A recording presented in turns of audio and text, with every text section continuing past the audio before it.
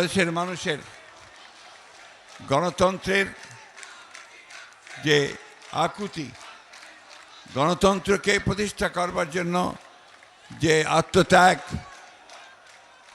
তাকে যিনি দূর থেকে নেতৃত্ব দিয়েছেন এবং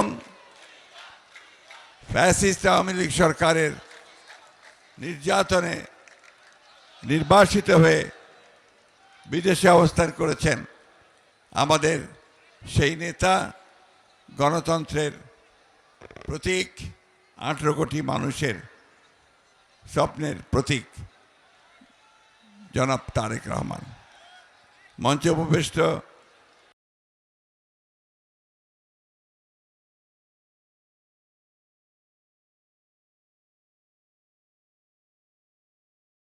করছেন, তিনি কথা বলবেন, উনি আমাদের এই আন্দোলনের নেতৃত্ব দিচ্ছেন।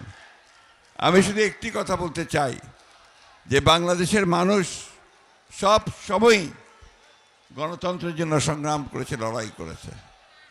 শুধু 1952 সাল 71 সাল নয়, সেই ব্রিটিশ আমল থেকেই বাংলাদেশের মানুষ তার গণতান্ত্রিক অধিকারের জন্য সংগ্রাম করেছে, লড়াই করেছে।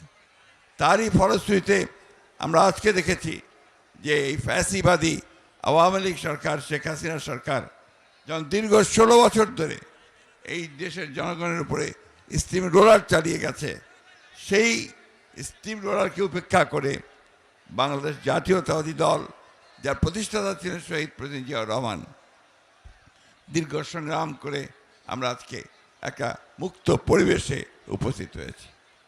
বন্ধুগণ, গণতন্ত্র আর বিএনপি এই দুটা সমার্থক। শহীদ প্রেসিডেন্ট জিয়াউর রহমান একদলীয় শাসন ব্যবস্থা থেকে বহুদলীয় শাসন ব্যবস্থা নিয়ে এসেছিলেন। বেগম খালেদা জিয়া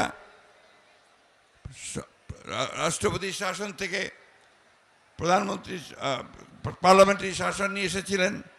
একটা সুষ্ঠু নির্বাচনের জন্য তিনি সেই কেয়ারটেকার গভর্নমেন্ট প্রথা চালু করেছিলেন। বাংলাদেশের জাতীয়তাবাদী দল, আপনারা দেখেছেন 2016 সালেই দেশে বেগম খালেদা জিয়া ভিশন 2030 দিয়ে গণতন্ত্রের যদি সাস্টেইনেবল হয়, সে যে লাক্সই হয়, টিকে থাকে, তার জন্য সংস্কারের কথা বলা হয়েছে। আমরা কিছুদিন আগে, বছর দুয়েক আগে, আমরা আবার সেই 31 দফা দিয়ে আমরা সংগ্রাম করেছি, লড়াই করেছি। এই 16 বছরে আপনারা সবাই শুনেছেন, আমি রিপিট করতে চাই না, আমাদের অসংখ্য প্রাণ ঝরেছে, আমাদের অনেক লোক কারাগারে গেছে, যে নির্যাতিত হয়েছে। আজকে এখানে অনেক রিক্সাওয়ালা ভাই আছে আশেপাশে, যারা সেই গ্রামে থাকতে না পেরে তারা শহরে চলে এসে এখানে রিক্সা চালিয়েছে। আমাদের অনেক ছাত্রনেতা, তারা এখানে রাস্তায় হকারের কাজ করেছে। গতকাল আমি পঙ্গু হাসপাতালে গিয়েছিলাম, সেখানে দেখলাম যে একটা 13 বছরের ছেলে গুলি লেগে তার একটা পা কেটে ফেলতে হয়েছে।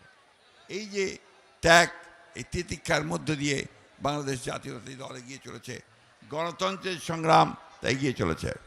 বন্ধুগণ, আজকে আমাদের সামনে একটা সুযোগ এসেছে, ছাত্র জনতার আত্মত্যাগের মধ্য দিয়ে আমরা একটা সুযোগ পেয়েছি একটা গণতান্ত্রিক রাষ্ট্র প্রতিষ্ঠা করবার। সেই কথাগুলো আমাদের মনে রাখতে হবে, আমরা সেই সুযোগ যেন হেলায় না হারাই। আজকে এমন একটা অবস্থা তৈরি করতে হবে যেন এখানে সত্যিকার অর্থেই গণতন্ত্রের আর প্রতিষ্ঠা করতে পারি। আরেকটা কথা আমি অনুরোধ করব সকলকে, যে আপনারাই হচ্ছেন সেই ভ্যানগার্ডস, আপনারা হচ্ছেন সেই পাহারাদার, গণতন্ত্রের পাহারাদার। আপনারা সেই গণতন্ত্রকে রক্ষা করবার জন্য অতীতে লড়াই করেছেন, আপনারাই সেই গণতন্ত্রকে রক্ষা করবেন। এবং সেই জন্যে এই গণতন্ত্রকে যদি কেউ ধ্বংস করতে চায়, আবার বিপথে নিতে চায়, লুট করে নিতে চায়, সেখানে আপনারা অবশ্যই রুখে দাঁড়াবেন। আমি বক্তব্য বাড়াবো না, শুধু এই সরকারের যারা দায়িত্বে আছেন তাদেরকে অনুরোধ করতে চাই, এখনও আমলাদের মধ্যে, সরকারের মধ্যে সেই ফ্যাসিস্ট আওয়ামী লীগ সরকারের অনেক প্রেতাত্মা অবস্থান করছে।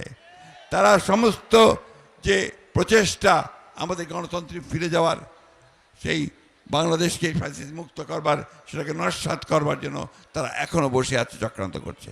এই চক্রান্তকে রুখে দাঁড়াতে হবে। গণতন্ত্র দিবসে আজকে আমাদেরকে আবার সেই শপথ গ্রহণ করতে হবে যেভাবে বুকের রক্ত দিয়ে আমাদের ছেলেরা এই সুযোগ সৃষ্টি করেছে, বুকের রক্ত দিয়ে হলেও আবার আমরা সেই সুযোগকে রক্ষা করব, বাংলাদেশকে সত্যিকার অর্থে একটি গণতান্ত্রিক রাষ্ট্রে পরিণত করব। আমাদের নেতা আমাদের তারেক রহমান সাহেব দেশে ফিরে আসবেন, দেশনেত্রী বেগম খালেদা জিয়া চিকিৎসার জন্য বাইরে যাবেন, সুস্থ হয়ে ফিরে আসবেন, এই দোয়াতে আজকে আমি সমস্ত পঙ্গু আহত যারা হয়েছে তাদের উপযুক্ত ক্ষতিপূরণ দেওয়ার জন্য সরকারের কাছে দাবি জানাচ্ছি। যারা নিহত হয়েছে তাদের ক্ষতিপূরণ দেওয়ার জন্য আমি সরকারের কাছে দাবি জানাচ্ছি। এটাই হোক আজকের দিনে আমাদের